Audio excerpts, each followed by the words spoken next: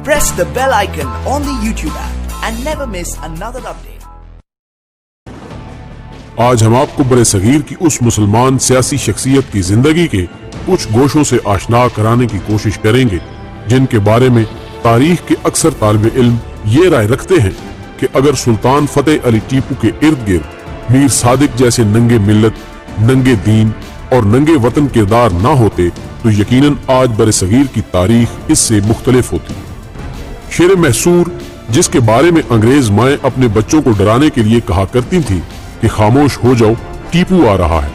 کی سیاسی اور جنگی زندگی کے اوراق پلٹنے سے پہلے گزارش ہے کہ نئے آنے والے ساتھی چینل کو سبسکرائب کر کے ساتھ موجود بیل کی علامت کو بھی دبا دیں۔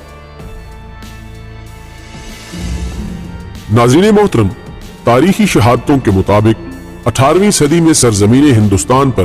دو ہی ایسی شخصیات تھیں جو انگریزوں کا راستہ روکنے کی قوت اور صلاحیت رکھتی تھی، جن میں سے ایک نواب سراج الدولہ جو کہ بنگال کے حاکم تھے، جبکہ دوسری شخصیت شیر محصور سلطان فتح علی ٹیپو کی تھی۔ لیکن یہ دونوں سربلند شخصیات غداروں کے بدترین مقاصد کا شکار ہو گئی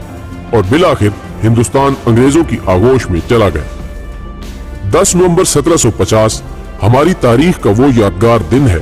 جب میسور کے سلطان حیدر علی کے ہاں ایک فرزند ارجمند نے جنم لیا۔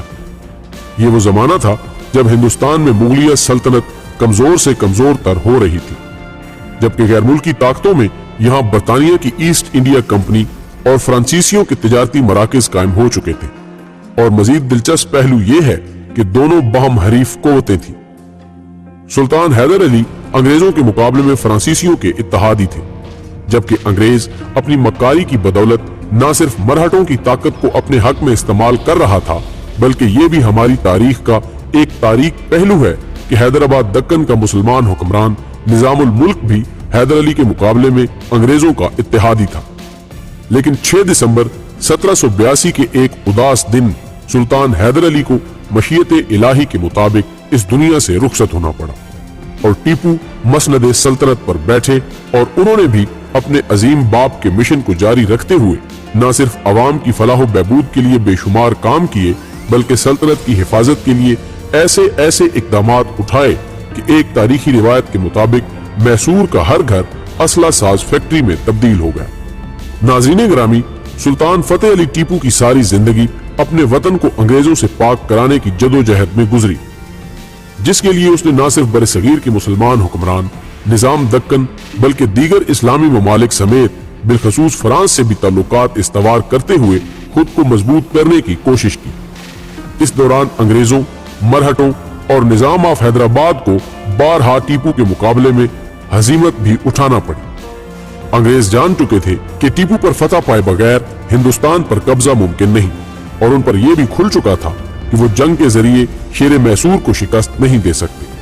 سو انہوں نے اپنی مکاری کو آزمانے کا فیصلہ کیا اور منافقت کی راہ استعمال کرتے ہوئے غداروں کو خریدنے کے مشن پر کام شروع کرتے ہوئے بالآخر فروری 1791 میں لارڈ کارنوالز کو ہندوستان بھیجا گیا،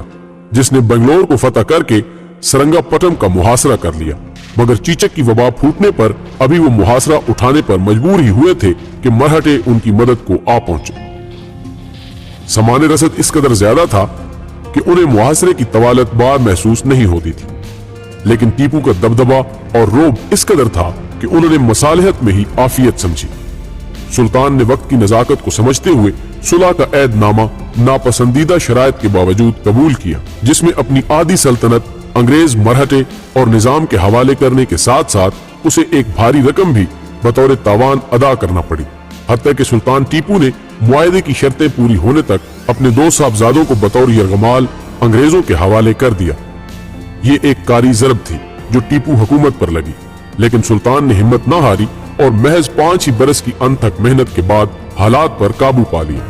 ہم غداروں کی خریداری کے بارے میں ذکر کر چکے ہیں، اور اب وہ موڑ ہے جہاں میر صادق، جس کی حیثیت وزیر اعظم کے برابر تھی، کے علاوہ پورنیا اور قمر الدین جیسے وزراء انگریزوں کے ہاتھوں بک چکے تھے۔ سلطان کا ہر راز انگریزوں تک پہنچ رہا تھا، اور ولزلی سلطان کو جنگ کی دھمکی دے چکا تھا۔ 22 اپریل 1799 وہ سیاہ دن تھا جب جنرل ہیرس نے سرنگا پٹم کے قلعے پر گولہ باری شروع کی۔ انگریزوں نے غداروں کی اطلاع کے مطابق قلعے کی اس دیوار پر حملہ کیا جو کہ کمزور تھی اور جس کی تعمیر نو جاری تھی، لیکن عین وقت پر پورنیا نے محافظ فوج کو یہ کہہ کر کام سے روک دیا کہ وہ اپنی تنخواہیں وصول کر لیں۔ دوپہر کا وقت تھا جب یہ دیوار گری اور انگریز فوج آسانی سے قلعے میں داخل ہو گئی۔ اس وقت کھانا سلطان کے سامنے پڑا تھا، ابھی لقمہ ہی اٹھایا تھا کہ ایک جان نثار سید غفار کی شہادت کی اطلاع ملی۔ آپ نے کھانا چھوڑ دیا اور تلوار لے کر جنگ کے لیے نکل پڑے۔ میر صادق نے روکا تو جواب آیا کہ نہیں، شیر کی ایک دن کی زندگی گیدڑ کی 100 سالہ زندگی سے بہتر ہے۔ اس موقع پر ایک مجاہد نے میر صادق کی حقیقت کو جانتے ہوئے آگے بڑھ کر اس کی گردن تن سے جدا کر دی۔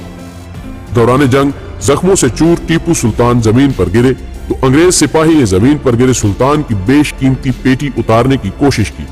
لیکن ابھی رمق باقی تھی۔ سلطان نے ایک بار میں اس کا کام تمام کر دیا اور شہید ہو گئے۔